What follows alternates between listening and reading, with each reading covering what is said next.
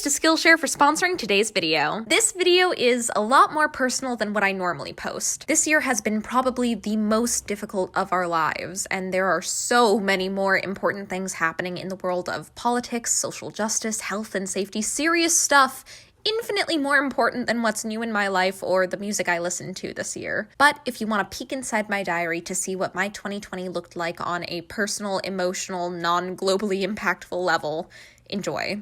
I love you. Hey friends, welcome back. My name is Kat. I really like musicals, and this past year there were no musicals. Not in the traditional sense anyway. You know, when quarantine hit and it became clear that this was going to last longer than a couple of weeks, I had kind of a weird emotional response. Or not necessarily weird, but one that I wasn't anticipating. I completely stopped listening to show tunes, which out of context doesn't sound like that big of a deal, but for me it was, and it was a sign of something much larger. I just had absolutely zero interest in listening to show tunes, and then when I would try to listen to show tunes, I would either get really sad or panicky and start getting nervous about when Broadway would reopen and the state of the world, so I stopped. I stopped for months, really until July, with Hamilton hitting Disney Plus, and that's when theater started to trickle back into my life. Because it's been such a brief time, I know exactly which albums I've listened to in 2020, and I think a person's music choice can really say a lot about them. So welcome to this part review, part diary, part Spotify Wrapped list. This was my 2020 as told by my music. I think we need to start from the beginning. Pre-quarantine. Winter. I remember one night driving downtown to go see this crazy Fringe show, and let me tell you, it was utterly insane. Like, a major plot point of the play was a body swap with a goat, and there was like a super graphic surgery scene. It was crazy. It was a really great show, but insane. Anyway, I remember listening to Alice by Heart on the drive over, getting way too emo, and switching to Title of Show. Now, Title of Show is something that's really special to me because I feel like it really accurately captures my experience as a theater person. It hasn't aged perfectly by any means, but I feel like so many movies and shows about industry stuff get it really wrong, and I feel like Title of Show really gets it right. The creativity, the originality, the silliness, the acceptance, the camaraderie, the weirdness, the home building and finding, all of that really resonates with me and the creative process and the people that I've met through this world. That's what theater feels like to me. Pre-quarantine, I was also working on a musical by the name of Disaster, so I was also listening to that a lot. I was actually working on that show with one of my good friends, Noah. See you later, Baron. And for some reason, we got into a really big Jesus Christ Superstar phase. Like, we're both just really big fans of that show, so while we were working on Disaster, we were like, oh, you know what's a really good show? Jesus Christ Superstar. So I was listening to every version of that album a lot too. The break. Spring. So quarantine hits and I straight up can't listen to musicals. Not only that, but I think I don't really want to listen to shows. And definitely a big part of that was the sadness and stress and general hopelessness about Broadway and our industry reopening and just the general tumultuous state of the world. But I think another big part of it is that I just wanted to take a break from being me.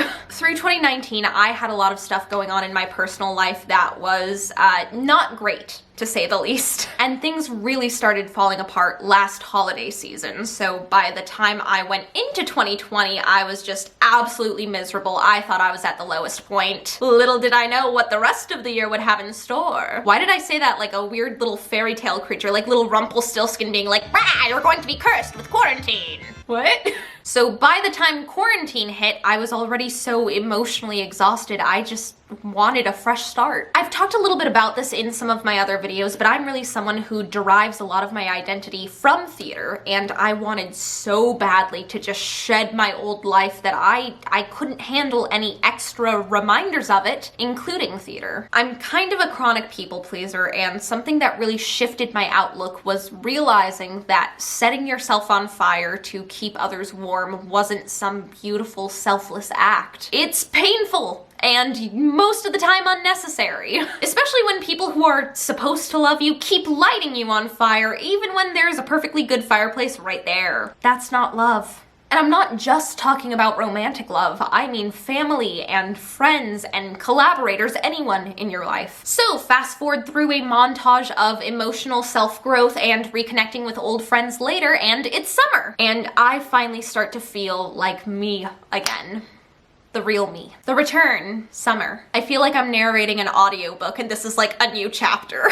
So I watch Hamilton on Disney Plus to make videos about it, and after watching it I realized, oh my god, I'm not panicking, I'm not sad, I feel reinvigorated, like I love this thing. I can do this again. So I slowly ease back into show tunes. I check out a brand new musical streaming series called Killer Party, and then almost immediately enter discussions into what would eventually become Killer Slumber Party, the fundraiser we did for the Actors Fund. I re-listened to Beetlejuice because a guy I was dating at the time was really into Beetlejuice the musical. He was not a fan of musical theater like in general, nor of regular Beetlejuice, but he just really liked Beetlejuice the musical. You smell unbelievable. Whoa. I re-listened to Hair because I want to. For the first time in a really long time, I felt truly free, which is both exhilarating and feels like free falling without a net. And Hair was kind of the perfect soundtrack to back that moment of my life. One particular night from that summer really stands out to me, and that was a socially distanced hangout with my friend Yael, who I think you guys have met on the vlog once or twice. And she has this genius idea to revisit all of the videos we used to geek out over during our middle school slumber parties. I borrowed my dad's laptop so that after everyone goes to bed, we can watch Derek Klena sing Lost Boy on repeat. I just remember laughing so much that night and just having this overwhelming feeling of joy and nostalgia and just feeling really whole. It just felt like the color was finally coming back to my life again. Baby, we are back! Autumn. So now I'm finally restored to a happier me, and I've got a lot of lost time to make up for and a lot of favorite shows that need revisiting. I find magic in Once on This Island. I find hope in Bridges of Madison County. I noticed that The Last 5 Years is free to watch on YouTube, and I intend to only watch Jeremy Jordan's Shiksa, but joke's on me, I stay up until 3 a.m. rewatching the whole thing. I listened to some recordings that I had been resisting the urge to spoil for myself. Right before quarantine, I had been planning a trip to New York, so I wanted to be totally surprised with the new season. But I did check out the new cast recording of Company, and I did watch the Jagged Little Pill concert, which blew my mind. I cannot wait to see that show. Antonio Cipriano and Lauren Patton blew me away. I was recently recommended a bunch of shows to listen to, and funny enough, almost all of them were on my to listen list, but for one reason or another, I had just never gotten around to it. The Band's Visit is so original and completely rethinks what a contemporary musical looks and sounds like. High Fidelity is so fun and a new go-to for workout music. I listened to the entirety of the original cast recording of Violet, thinking, wow, Sutton really doesn't sound like herself here. Because it wasn't Sutton, it was the original cast recording, not the original Broadway cast recording. But I listened to both, and Violet is really enjoyable, really unique, and also Joshua Henry and Colin Donnell, yes please, all day, every day. One more thing that I really wasn't anticipating. During my break from Broadway in the spring, I really came to appreciate my favorite non-musical theater music artists in a completely new and deeper way. You know, growing up, I listened to almost exclusively show tunes. I liked pop music on the radio, but I wouldn't go out of my way to seek it out or ever go to concerts. And now I can't wait to experience that when everything reopens. In case you were wondering, some of my favorites include Lake Street Dive, which I've been a big fan of for actually a number of years now, Maggie Rogers, phenomenal, and of course, Taylor Swift. I had been a casual fan of Taylor Swift since her debut album, which I first listened to in a minivan in a carpool on the way to a summer camp rehearsal for Beauty and the Beast. So I had always enjoyed her music and like been aware of what she was doing, but now I would consider myself an aspiring Swiftie. So if you're a Swiftie as well, keep an eye out on my second channel because I have something fun I'm working on. Now, I mention all of this because it's been such a joy expanding my net of what brings me joy, and I don't know if I would have had that moment had it not been for my break. I think we can all agree that this year has been unbelievably difficult and relentlessly heartbreaking. I am so grateful for my family and my friends, and I am so grateful for you. The resilience, the kindness, the creativity that I've seen from our community has been absolutely awe-inspiring and so uplifting and a really big source of hope during such a difficult time. In a year where Broadway was shut down and theater didn't exist, we all still came together by choice. That's proof that theater is so much more than just a hobby or our job. It's a family. When theater finally fully returns, I know that it'll be back stronger and brighter and more inclusive than ever. And I can't